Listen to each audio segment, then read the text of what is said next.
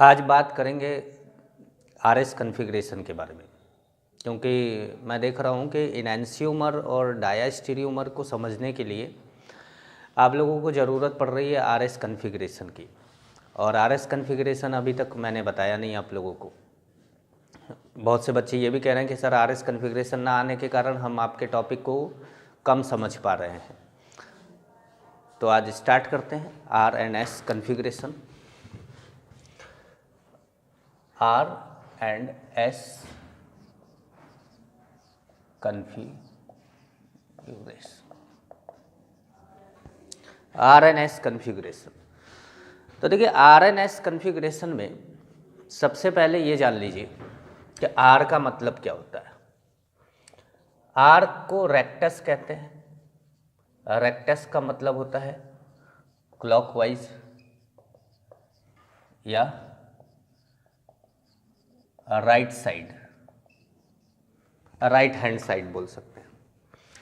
और एस है सिनिस्टर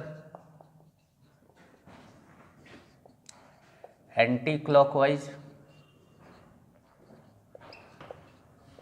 और या बोलेंगे हम इसको लेफ्ट साइड।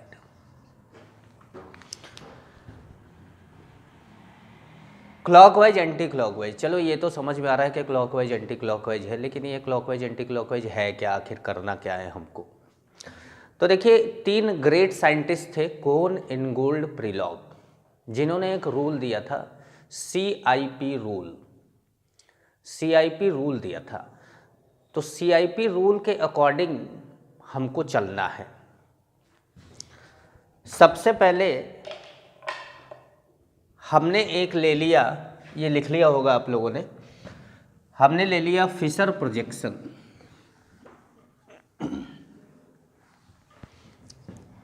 हमने ले लिया फिशर प्रोजेक्शन, फिशर प्रोजेक्शन ले लिया, COOH OH HCS3 ऐसे ले लिया।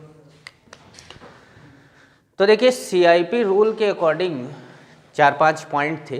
पहला पॉइंट ये है कि कायरल कार्बन से जुड़े हुए जो ग्रुप हैं, चारों ग्रुप हैं, इन चारों ग्रुप का जो पहला एटम है उसके अकॉर्डिंग प्रायोरिटी देते हैं, उसके एटॉमिक नंबर के अकॉर्डिंग प्रायोरिटी देते हैं। जैसे यहाँ पर देखिए तो सबसे पहला एटम कौन सा है, कार्बन, यहाँ पे ऑक्सीजन, यहाँ पे कार्बन, यहाँ पे हाइड्रोजन, ठीक है। तो हाईएस्ट एटॉमिक नंबर किसका है, O का, तो इसको दे दिया नंबर 1। C का तो इसको दे दिया नंबर 2, फिर C नंबर दे दिया 3, और ये दे दिया 4। दूसरा नियम क्या है, दूसरा नियम है कि अगर आपको पहला एटम सेम मिल जाता है तो आप नेक्स्ट एटम के एटॉमिक नंबर से प्रायोरिटी देते हैं। तो देखिए यहाँ पर यही हुआ है, पहला एटम कार्बन है, दूसरा एटम कौन है, ऑक्सीजन है, यहाँ पे दूसरा एटम कौन है, हाइड्रोजन है। दूसरे एटम की यहाँ पर प्रायोरिटी ज़्यादा है, यहाँ पर प्रायोरिटी कम है, तो इसको नंबर 2 दिया है, दूसरे वाले को क्या दिया, 3 दिया। हाइड्रोजन का एटॉमिक नंबर सबसे छोटा है, इसलिए उसको क्या कर दिया, 4th कर दिया। तो आपको क्या करना है, सबसे पहले पहला एटम देखना है, पहले एटम का एटॉमिक नंबर देखना है।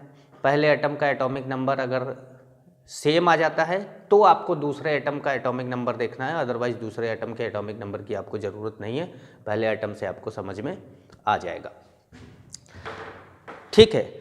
कभी कभी ऐसा होता है, जैसे इसको मैं हटाता हूँ, अभी आरएस कॉन्फ़िगरेशन की बात हम नहीं कर रहे हैं, पहले CIP रूल की बात कर ले। कभी कभी ऐसा होता है हमारे साथ कि जैसे मान लीजिए कि यहाँ पर CH2F लगा है और यहाँ पर NH2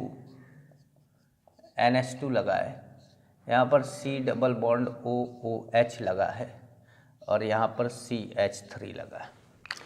अब देखिए पहला एटम सब में सेम है, carbon carbon carbon carbon. Next highest atomic number से प्रायोरिटी स्टार्ट करनी है, नेक्स्ट हाईएस्ट एटॉमिक नंबर। जैसे नेक्स्ट हाईएस्ट एटॉमिक नंबर यहाँ पे फ्लोरीन है, हाइड्रोजन से नहीं मतलब है, हमारा नेक्स्ट हाईएस्ट एटॉमिक नंबर कौन है? फ्लोरीन। यहाँ पे नेक्स्ट हाईएस्ट एटॉमिक नंबर कौन है? नाइट्रोजन। तीनों नाइट्रोजन है, अगर कोई क्लोरीन होता तो क्लोरीन ले लेते, अभी तो नाइट्रोजन है। यहाँ पे नेक्स्ट हाईएस्ट एटॉमिक नंबर कौन है? ऑक्सीजन। और यहाँ पे नेक्स्ट एटॉमिक नंबर कौन है? हाइड्रोजन। तो सबसे बड़ा कौन? फ्लोरीन, ये 1। यहाँ नाइट्रोजन, यहाँ ऑक्सीजन, तो ये हो गया नंबर 2। यहाँ नाइट्रोजन, यहाँ कार्बन, हाइड्रोजन, तो ये हो गया नंबर 3 और ये हो गया नंबर 4। तो हमें प्रायोरिटी देना आ गया कि भाई प्रायोरिटी कैसे दी जाए। ठीक है, समझ में आ गया होगा मेरे ख्याल से आप लोगों को। अब बात करते हैं आरएस कॉन्फ़िगरेशन की, कि सबसे पहले आप को एक फिशर प्रोजेक्शन मिलेगा। फिशर प्रोजेक्शन मिलेगा। इस फिशर प्रोजेक्शन में आपको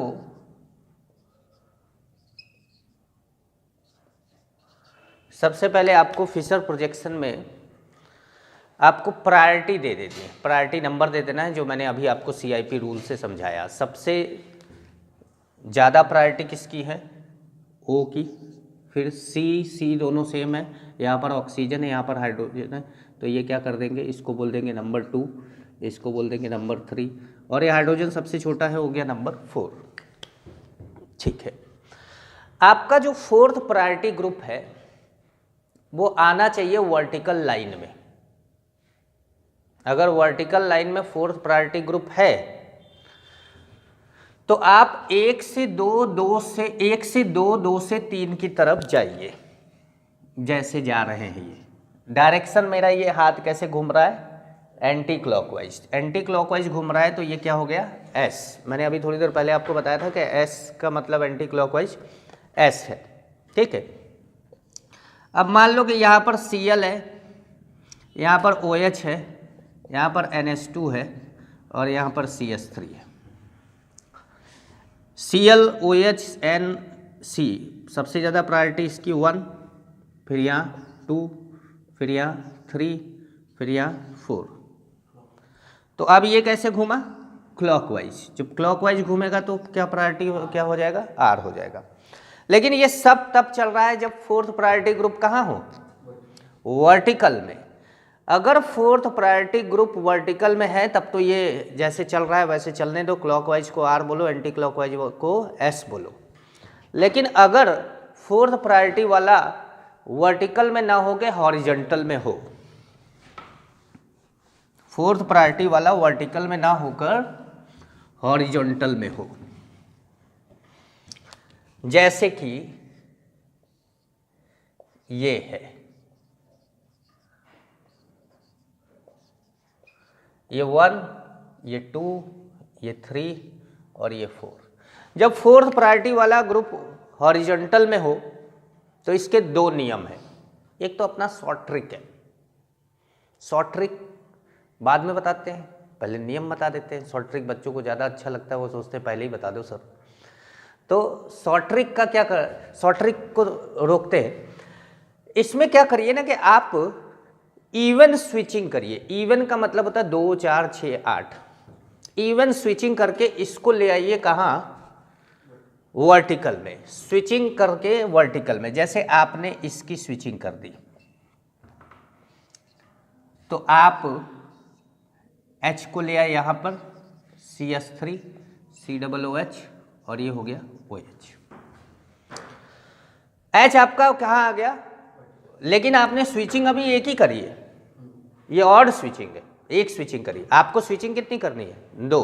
तो आपने एक और स्विचिंग करी। मान लो आपने इसको कर दिया, किसी को भी कर सकते, आमने सामने, इधर इधर किसी को भी कर सकते। आपने एक और स्विचिंग कर दी और एक और स्विचिंग करके आप OH इधर ले गए, COOH इधर ले गए, CH3 इधर ले गए और H इधर ले गए। अब नंबरिंग एक बार फिर से 1 2 3 4। इवन स्विचिंग कराइए, कॉन्फ़िगरेशन में चेंज नहीं होगा, और स्विचिंग कराएंगे कॉन्फ़िगरेशन में चेंज हो जाएगा। तो 1 से 2 आप जा रहे हैं, कैसे जा रहे हैं? क्लॉकवाइज। ये क्या हो गया? R।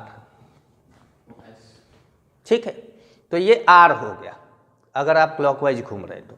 कहीं पर भी, अब जैसे मान लो एक और बता दें आपको कि CH3 है, F है, OH है, Cl है। हमारा फोर्थ, ये 1 हो गया, ये 2 हो गया, ये 3 हो गया और ये 4 हो गया। फोर्थ वाला कहाँ आ गया? हॉरिजॉन्टल में। हॉरिजॉन्टल में आ गया तो क्या करेंगे? Even switching. जब हम इवन स्विचिंग करेंगे तो इवन स्विचिंग के लिए फोर्थ वाले को आपको वर्टिकल में लाना है। तो पहली स्विचिंग तो ऐसी करा दो ताकि फोर्थ वाला वर्टिकल में आ जाए। तो OH और Cl को आपस में क्या कर दो? रिप्लेस कर दो। तो आपने Cl को इधर कर दिया, CH3 को इधर कर दिया, OH यहाँ पर था ही और F यहाँ पर था ही। लेकिन ये अभी स्विचिंग कितना हुआ है? एक स्विचिंग आपको और कराना है। तो एक स्विचिंग आपने और कराया। अब किसको कराना चाहते हैं बोलिए? जैसे मान लीजिए आप कहें कि सर बार बार आप उसको करा रहे हैं, आप इसको भी करा दीजिए। चलो भैया इसको करा दिया। अभी भी CH3 वर्टिकल में ही रहेगा, कोई दिक्कत नहीं है। तो हमारा CH3 F Cl OH। अब देखो ये 1, ये 2, ये 3, ये 4 और ये 1 से 2, 2 से 3 कैसे जा रहे हैं? Anti clockwise. ये क्या आएगा? S आएगा। समझ पा रहे हैं? तो ये S आएगा। ये तो एक नियम हुआ कि थोड़ा सा बड़ा नियम है, आप जो इवन स्विचिंग कराएंगे और उसके बाद फिर मैं एक आपको शॉर्ट ट्रिक बताता हूं कि आप डायरेक्ट हॉरिजॉन्टल में हो और सीधे आप इसको स्विच कर दें। तो जैसे यही था, ये मिटा दूं? लिख लिया है आप लोगों ने? अब देखिए ये क्या है, फोर्थ वाला हॉरिजॉन्टल में है और मैं कह रहा हूं कि शॉर्ट ट्रिक से आप इसको कोई वर्टिकल में लाने की जरूरत नहीं है, डायरेक्ट कर सकते हैं। कैसे? आप 1 से 2 पे जा रहे हैं, कैसे जा रहे हैं? Anti clockwise. तो आप आंसर को रिवर्स कर दीजिए। मतलब आपका आंसर आ रहा है S, तो बोल दीजिए क्या? R, और आपका आंसर सही आ जाएगा। मतलब अगर फोर्थ वाला हॉरिजॉन्टल में है तो आंसर को कर दीजिए रिवर्स, और फोर्थ वाला वर्टिकल में है तो आंसर जो आ रहा है वही रहने दीजिए। समझ पा रहे हैं? फोर्थ वाला हॉरिजॉन्टल में है तो आंसर को कर दीजिए रिवर्स, और फोर्थ वाला वर्टिकल में है तो आंसर वही रहने दीजिए। आपका हमेशा आंसर सही आएगा, कोई दिक्कत नहीं। तो अब हम एक RS कॉन्फ़िगरेशन आपको एक और प्रोजेक्शन में बता देते हैं, जिसको बोलते हैं हम वेज एंड डैश प्रोजेक्शन। तो वेज एंड डैश प्रोजेक्शन में कैसे RS कॉन्फ़िगरेशन होगा? जैसे मैंने ले लिया एक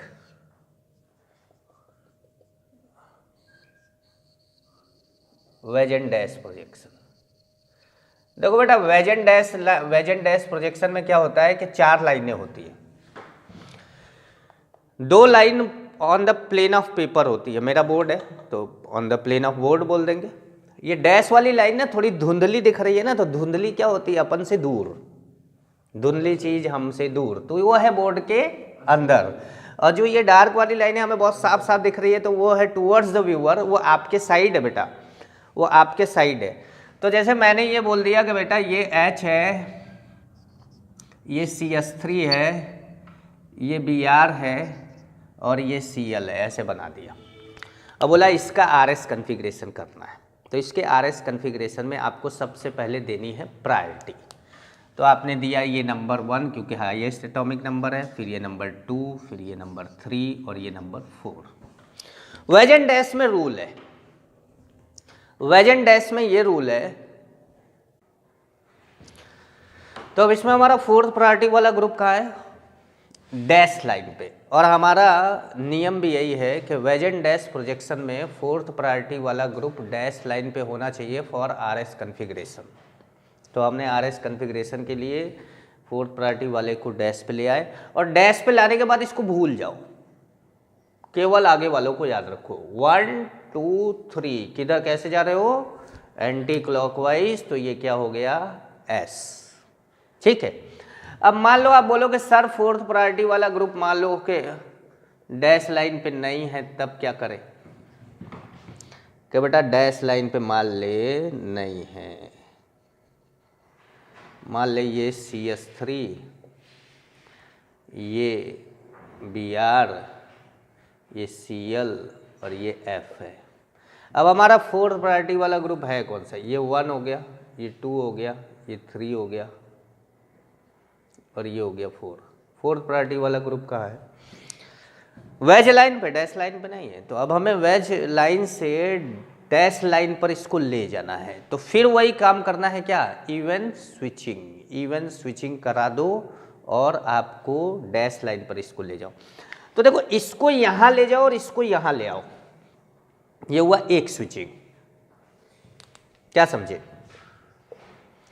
कि आपने ऐसे कर दिया,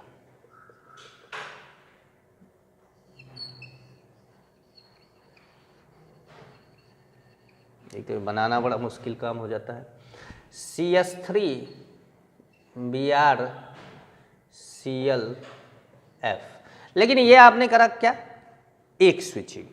एक स्विचिंग आप और कराइए, अभी एक स्विचिंग करा, एक स्विचिंग और कराइए, इसके साथ करा दीजिए।